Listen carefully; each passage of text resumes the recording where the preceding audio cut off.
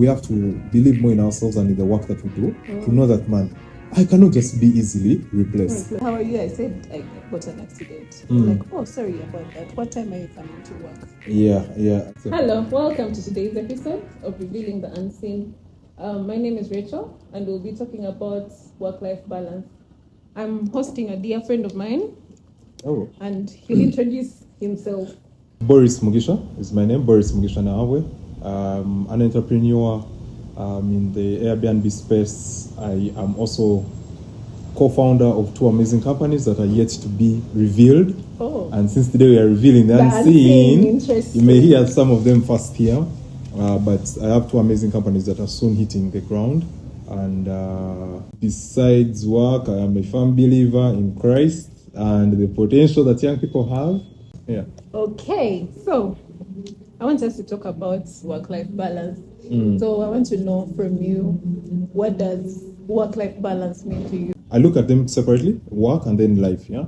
So without life, we are not able to work, yeah? So work is a subset of life. Like it's in the thing called life, yeah? But we find ourselves having the two going on at the same time. Yeah. So it's about balancing the energy that we are giving both sides. Yeah. So the energy that you're giving your work, or the input that you're having related to work versus what you are putting into life. Yeah. But well knowing, because like I've said, work is just a small component of life. Yeah. Life is much bigger. So it has it's much bigger than work, right? Okay. So it's about balancing this whole thing that we have called life, and that small component called work, But it cannot be equal effort because the other one is the mother of everything. So in life, there's more things than work. Yeah, the efforts you put in life is definitely going to be bigger than the effort that you put in work, because the other one is a small component. And it's a small component of the things that make up life. Yeah. So you find that there's more effort that is needed in life than in work, so that you can achieve a work-life balance.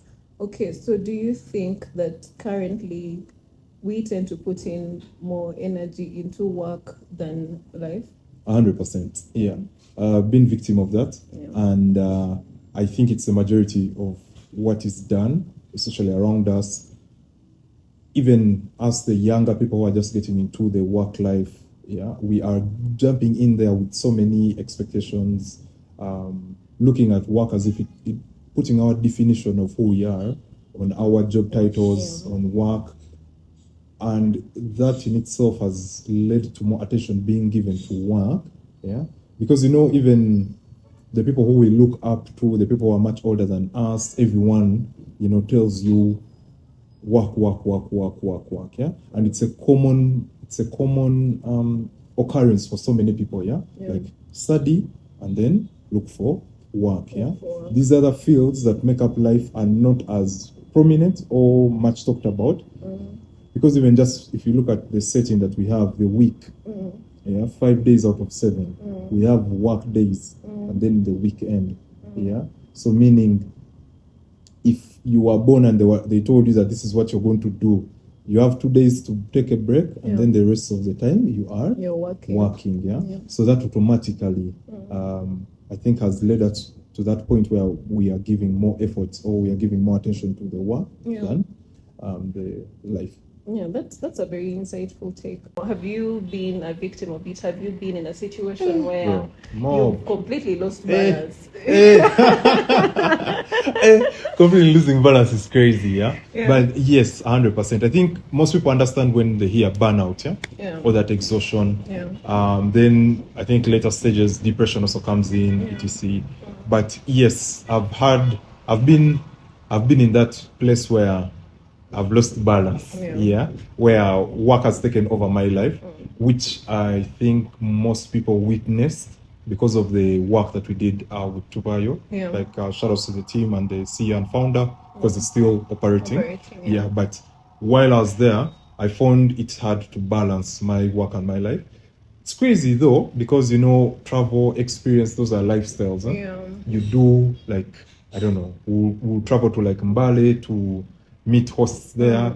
It looks fun, but at the end of the day, you are operating, you're You're still working, working, yeah? You're yeah. working, yeah? And because it was not like clearly defined, you find that this person, this hotel owner, home owner, experienced host, maybe will call you at 8 p.m. Yeah, because even because we built a big home selection, yeah, for Tubayo homes, yeah. So the customers will call you at like 9 p.m., 10 p.m., and you need a solution. Yeah. And because you also need the money, you need that customer, you need to close in, you work on them, yeah. And before you know it, at 8 a.m., you have to be. I remember Tubayo, we used to have our meetings Monday 7 a.m. Yeah, 7 a.m. you have to be sharp. Like work has started, yeah, and that's going to go on even when you're out, wedding, someone because Someone is their still uncle, has a lodge in Western Uganda. Hey, and they find you. They are plugging you. Hey, bro, help us. What to leave? Yeah. So for me, honestly. This is something that I've experienced firsthand. Yeah.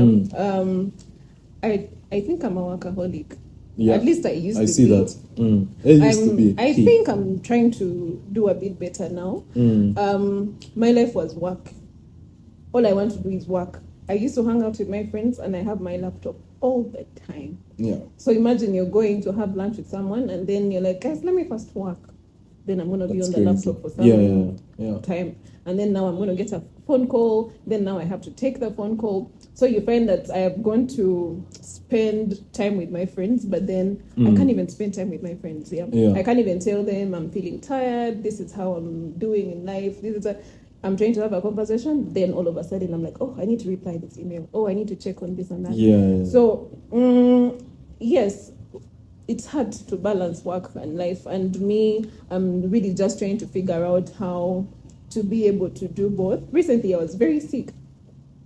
And I was really sick, but then all the time I was there and I'm thinking, what's going on at work?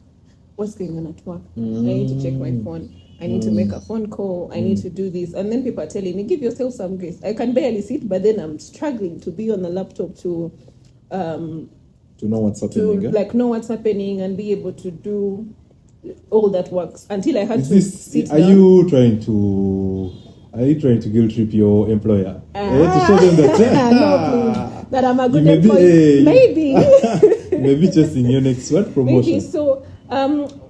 In that moment, I just told myself, if I didn't wake up tomorrow, they're gonna be sad that I'm dead. 100%. And in that week, they're already planning. Now Rachel is not here. We need to have another employee. Yeah.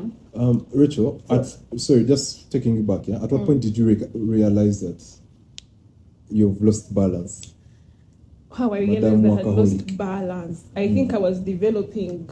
I don't even know what to call it. There was a day I was seated, and my body was shaking. My My heart was racing, and I was sweating. And I'm telling you, I was not sick. Oh. Just work. I was just stressed. I think I was overwhelmed. I hadn't taken a break. I hadn't done anything. That's the day that I woke up and I'm like, I'm not going to work this job anymore. Wow. Yeah. Right. I'm not going to work this job anymore. Can we name the organization?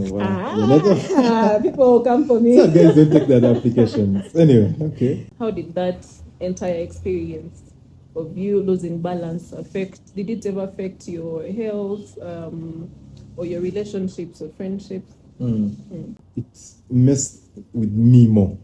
Yeah, it messed with me more because the kind of work I was doing involved me being out there. So I would make sure I know the events that are happening. I have friends who have started businesses. I have to go and represent to support them because we want them to be affiliated to the brand or to also show them that they are part of the brand and what they've built. We are proud of them. So it put me in a place where I was, I think, pouring out a lot. Yeah. So it highly affected me as an individual compared to my outside.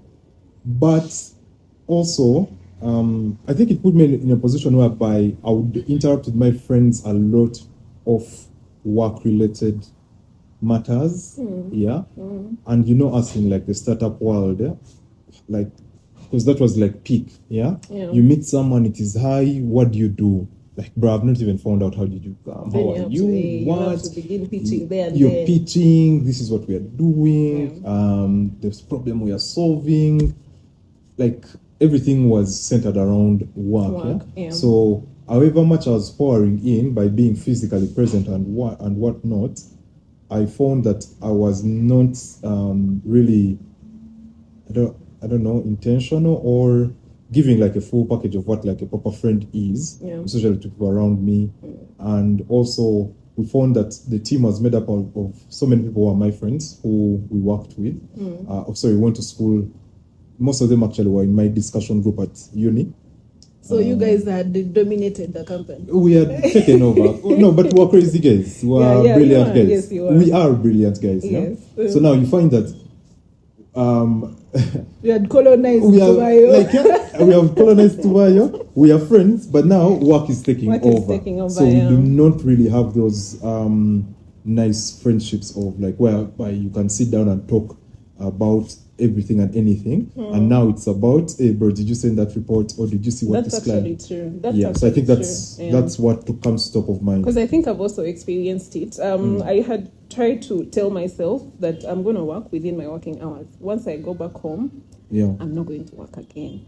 So now I was in a situation where I was working with a person that was also my friend. So you find that maybe you're trying to catch up, and then this person, you're just having a conversation like, hey, did you see that report? First of all, first check like ABCD. And I'm like, no, we said we are not working at this time. So I feel like sometimes you can't exactly avoid it. And another thing, much as it affects you, I feel like it also sometimes affects the people around you. Yes. Because, we do different work. So someone might do a job that's not intense. Of like, I just have to go to my job, probably fill in a bit of data, look down and wait until it's 5 p.m. and then I'm out. So now they'll see that now for you, you're saying, now I'm busy. Now today I'm doing this and that. So for them, it might come off as, this guy is just acting like as if he's busy. How come me? You don't like make time. There's also that. So I feel like it takes a toll on both you and also the other people in your life. Crazy, so man. I have a crazy question. How crazy, first of all, because man, I have a brand, I have a that's your family. So, bro, first, as a man, as a man, ever feel? This is the challenge of when a woman says as a man. You just close. So we are done. Okay. Anyway, So as a man, do you ever feel the pressure to always be on your A game? 100%. Yeah, I think that's part of a man's life. Yeah, the moment, I think one of the things that reveals it so well, the moment we leave uni, like, bro, over what? You can't call your parents for any money. True. As a man, or okay, personally, unless it's something that's out of your control, an emergency, etc. But no more. No, you can't. But that comes from far off. Like how they set us up, investment. They don't talk to us about money, etc. But that comes to show that the moment you finish university, it's like now you're on your own, and you have to make things work. And the more the years go by, I think first, second year after university, third year, it's all calm, and then now the demands start coming in. Christmas has come, they're asking you for this, and yet when you're young, no one prepared you for that. But then you now just have to wear your Christmas outfit and go it right. We did that some guys also being put on pressure to provide the outfit. But now it's your turn. Your siblings are probably at school. They tell you tuition bills here, pocket money is come, but like, hey bro, tuition what? So you find that you have all these requirements around you that, like, man, there's no time to slack. You have to really go out there, make things work, because you have all these responsibilities that are tied to you. So yes, the pressure it's 100% there. Though obviously now I'm growing out of it, but I know like that's something that me and my fellow young guys or my age mates, we face and we deal with like on a daily. Yeah. Interesting. I want to understand, because today I'll see you in State House, the next day I'm seeing you at Serena, the other day I'm seeing you Are you talking else. about me? Yes. Bro, I've All left over that the State place. House. I want to know. Mbankola. When do you rest? Mbankola. When do you Mbankola. rest? It's very fine to be out there, but it has to be regulated in a way. Yeah. So when you'd see me at conferences, different destinations, different places, it's because we're pushing the brand. Yeah. And it's important to understand that at a certain stage of your business or when you're building, certain things have to be done. Yeah, for you to be seen, for people to know who's behind this, to relate with the market, the customers, to get even the partners, because like some of the biggest deals are closed, in like a bar. Yeah. Sure. There's a mutual friend we have, AY. Yeah, we went out for quiz, and that's what sparked up our working relationship. Yeah. So it had good intentions. Yeah. Oh, it has good intentions, because even now, because I'm building new brands, you're going to be seeing me out there more. But now it's a bit structured. Like it's not just a matter of everyone anywhere. But now it's a bit of what value am I adding there, or what value am I getting there. Yes. So to answer your question, back then I don't think I was resting, to be honest, because during the week, you're at office and there's probably an event happening at Innovation Village or ICT Hub Nakawa or Motive. Then over the weekend, there are the school leagues. I went to 2 schools that have like every weekend. SMAC is having, Budo is having next weekend. You're there. Saturday has market day. So I was not properly taking care of myself, like resting. But now I have time where I'm like, beyond 10, I'm not a doctor, I'm not saving anyone's life. It's the one. Yeah. So, okay. When do you rest? When do I rest? I rest at night. I actually do rest. When? I schedule my time. Oh, that's what you're doing currently. Yes, currently. I schedule my time. I'll know that within this time, this is when I have to work. Now I even set an alarm to remind me to eat after me trying to die. So I'll know that now. We're trying to die is work. So I have to know that within this time, I'm not doing anything else but eating. And then once it clocks 10 p.m., I'm not doing anything work-related. I'm not going to be on my phone. My phone is on D&D. And whatever I'm doing is just for myself. Yeah, so anything that's outside work, But anyway, who is going to call me at 10 p.m. for the kind of job that I do? Person wants to come and for a massage. Oh yeah, because you guys have like strict so we have hours, we have working strict operating hours, so it's a lot easier actually to know that now after this I'm not gonna have and it's to not like it's a startup, but a different kind of startup. So you're about to see us everywhere. But you see, in Uganda soon. Okay, because you see, majority of the people who like our friends are building businesses. So you find that actually we've seen these videos of business owners crying like hell. Then the client message comes in, and then you first pause, and it's funny, but like that's what most of us are going through. So your point of like blocking the times, those are practices that I think people need to take on, to know that right now it's time for this, and when it happens, I can't be, doing both this and that. So when you talked about those videos of business owners crying, it having a crash out and in the middle. Of a day that day was just not my day. I just woke up, generator is not working, this has blown up, water is pouring, there is no this and that, client is complaining.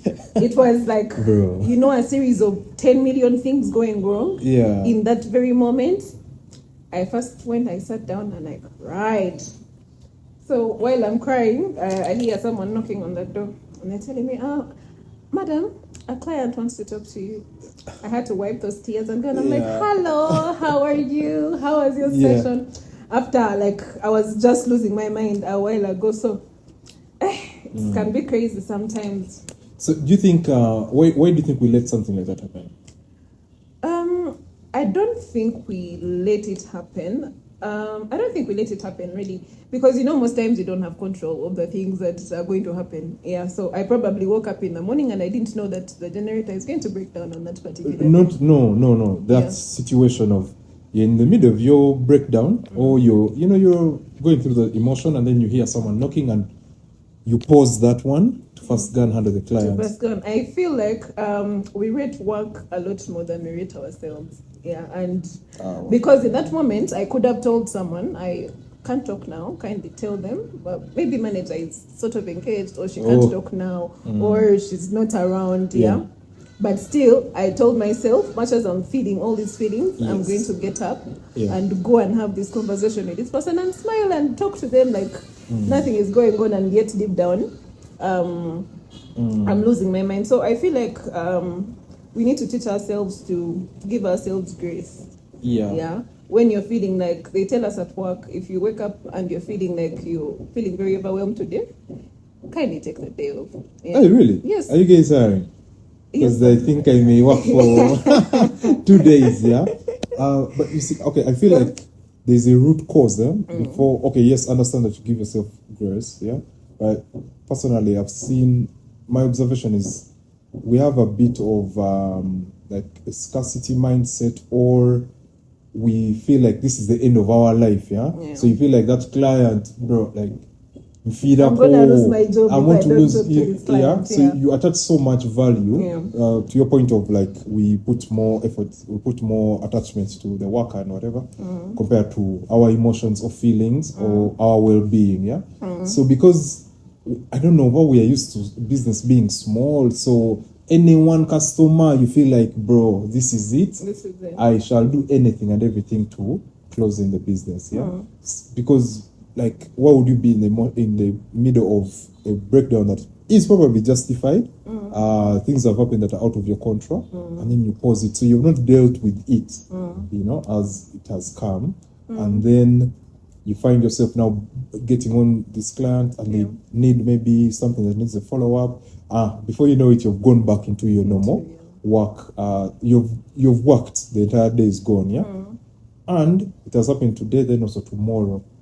Keeps on happening, and then you lose the balance. Okay, so now what I pick from that is I feel like even employers sometimes need to let their employees know that it's actually okay for you to feel tired. 100%. Yeah, it is okay for you to wake up in the morning and you're feeling like you're extremely exhausted. Yeah, it should be valid. But now, I've worked somewhere. I got involved in an accident, quite serious.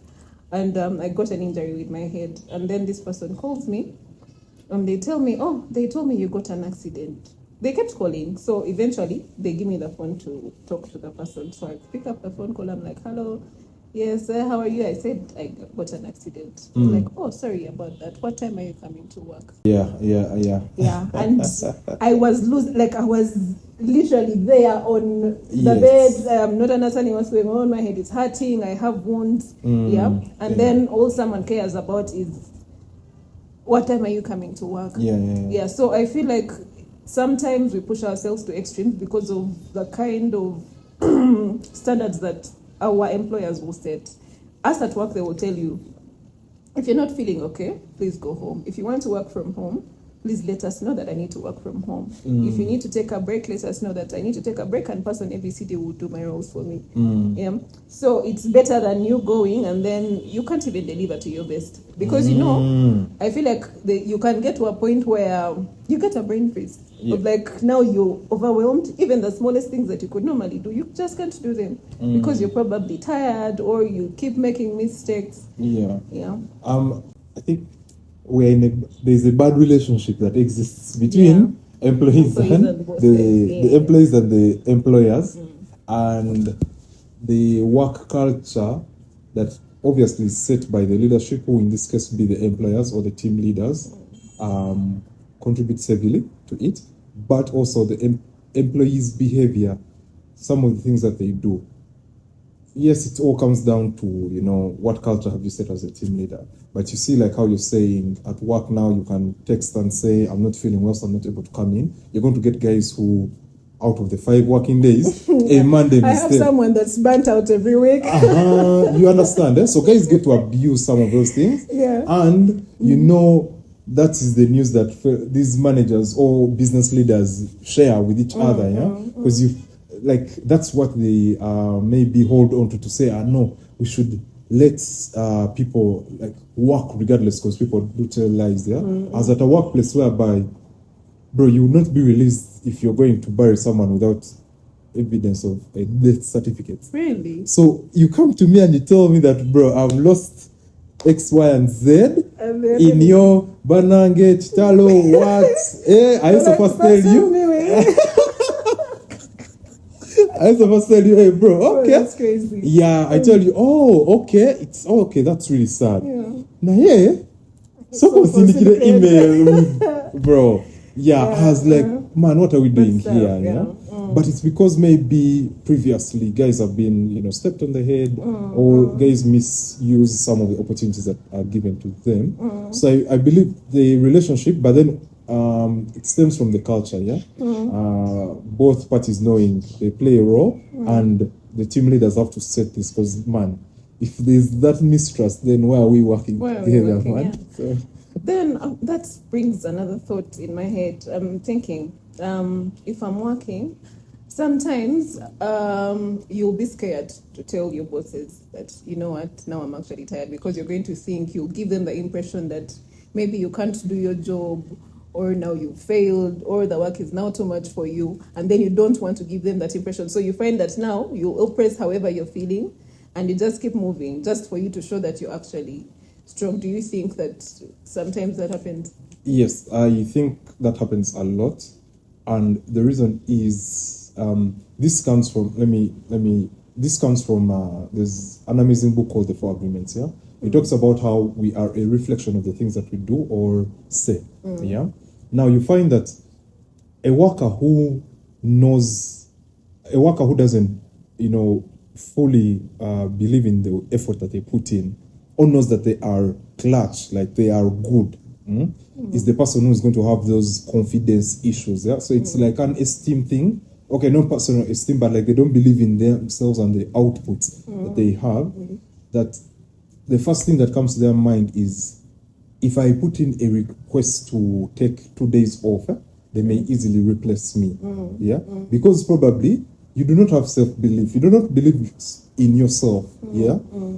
Then also the workers, the team leaders do not give security to this team. Yeah. To show you that we are with you in each and everything. Yeah. We know that the unemployment rate is really high. Yeah. So you know that anytime anyone leaves the job, it's just a matter of even just WhatsApp status. Yeah. I've done that. Like, I know, bro, I can just post, and in the next 21 hour, people are sending CVs. Yeah. So we know that we can easily get people to replace. Yeah. But now, if you do not give the worker security in terms of in knowing that the organization backs me up, yeah, you're going to let those things creep in. Yeah. And because of the way we do work, people do not give their all, which leads to them having those good doubts. Because honestly, if you know that you are, there's giving your all doesn't mean showing up at 8 and leaving at 5 p.m. on the dot, whatever. But like, you are delivering the results. You're doing, you're fulfilling your promise. Yeah. If you do not believe in yourself, yeah, you're going to get those guilty, those thoughts of, hey man, I'm going to be replaced easily, whatnot, yeah. So I usually tell the teams that I work with, yeah, like, make sure you do outstanding work, yeah, because that will make you irreplaceable. Whereby you know that, man, anytime I'm even saying sick leave, yeah, it's okay, I deserve it, yeah. And then also that even reminds me, yeah, people don't know their rights, yeah, because things are very informal in our environment here, yeah. Someone doesn't know that I'm entitled to 21 days. Yeah. Because if you know that, you can plan out and know, maybe next month, let me put in my request, yeah. So to sum it up, I think, one, we have to believe more in ourselves and in the work that we do, to know that, man, I cannot just be easily replaced. But if you know you're doing weak stuff, bro, they will not call you back over. You've gone for 3 days. You having confidence, thinking you're doing good work, and the bosses are like, this guy's a joker. They're not appraisers. They're not appraisers. Yeah, and that happens a lot. Yeah, in environments where there are no appraisals, you're not checking with guys. We said our target is 100. Guys have hit 30. No one is saying anything. So such environments, you find that the employees are working to survive and like they depend on this thing entirely. And personally, I've seen I don't want to have such people on my team because such guys deliver fake results. Absolutely. I want guys who know they are hard and they can deliver good results and we cannot do without them. But the late told us story what Salonga was. So bro, and that time, bro. Did slowing down ever feel like a weakness to you? Yes.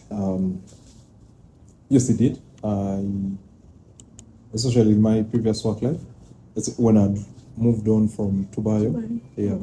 But I think it's majorly because I'd attached so much of my personal value to it. Because I felt like you couldn't see me without Tubayo, Boris, Tubayo, etc.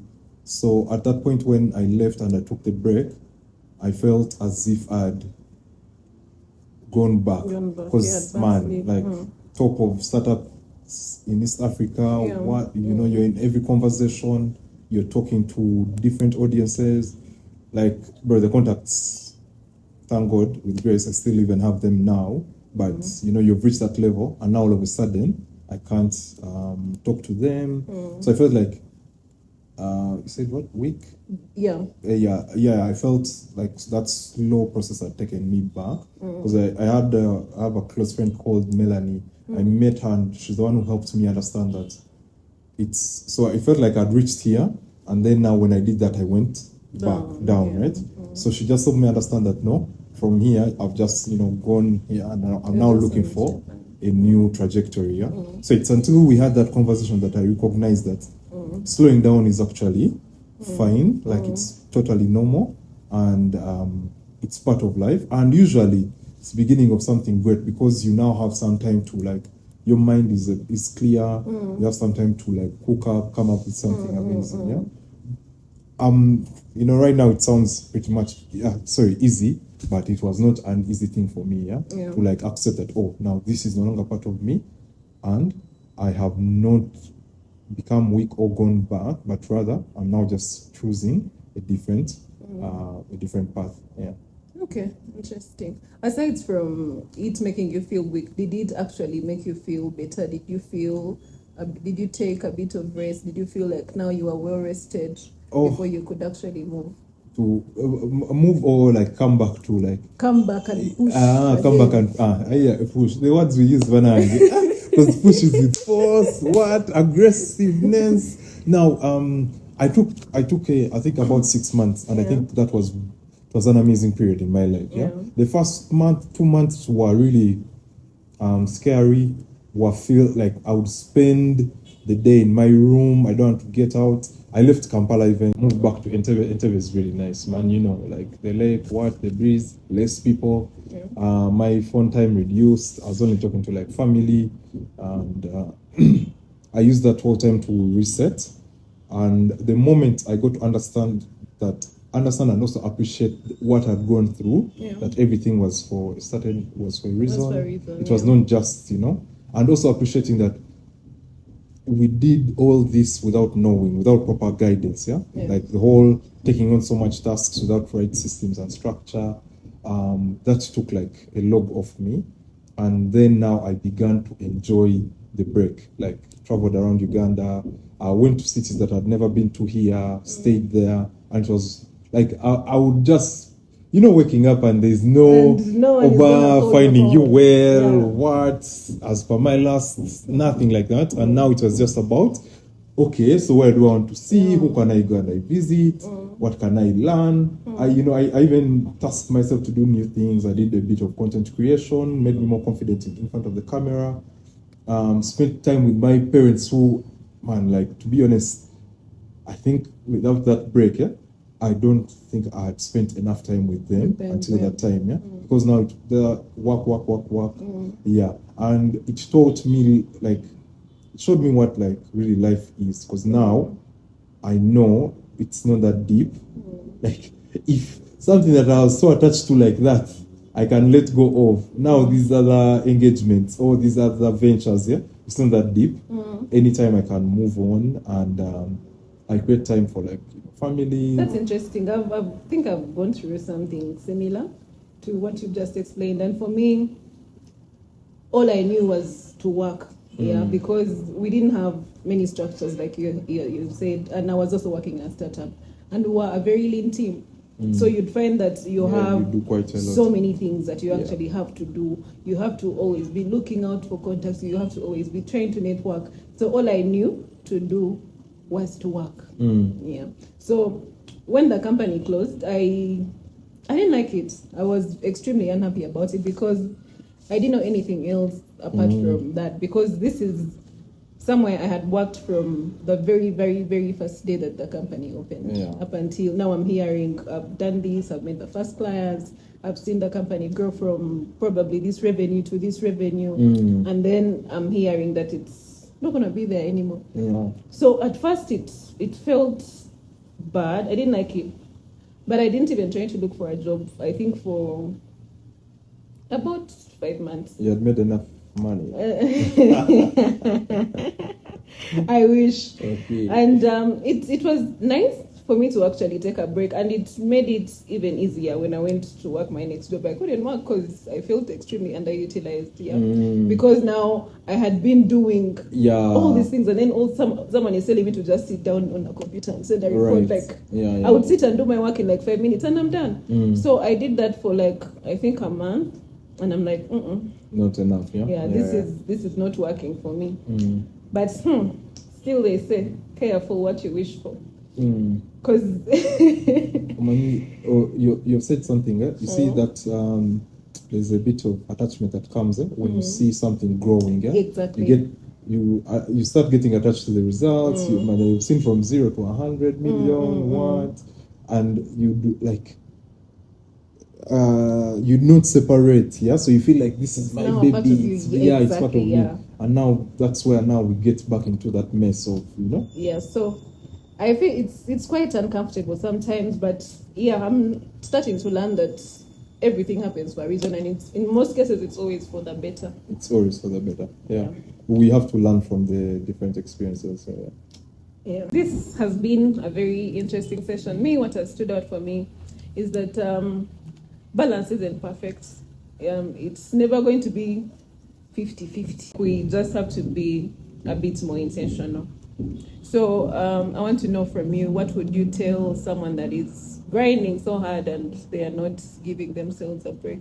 Firstly, understand that you can't you can't just switch up your life at once.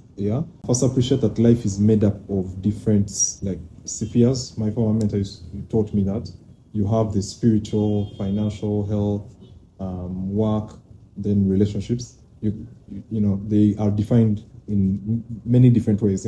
Individuals should know that you can't just overhaul your life at a go, and also appreciate that life, there is more. Where we came from, of work is just a small component of the whole life. So there's these other components that need your attention so that you have a proper balance. Because now that's what I look at as a balance. We have to take it step by step. So anything small as a contribution to the other components of life really matters.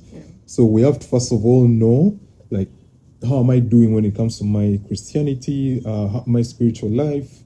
How am I doing when it comes to my finances? How am I doing when it comes to my relationships? How am I doing when it comes to my health? And then seeing how do we slot them in, or blocking different dates. Like I know Sundays for family, Sundays for church. Then maybe Saturday is when I can see my friends, and then respecting that. And then people shouldn't take things personally or have so much attachment. Know who you are.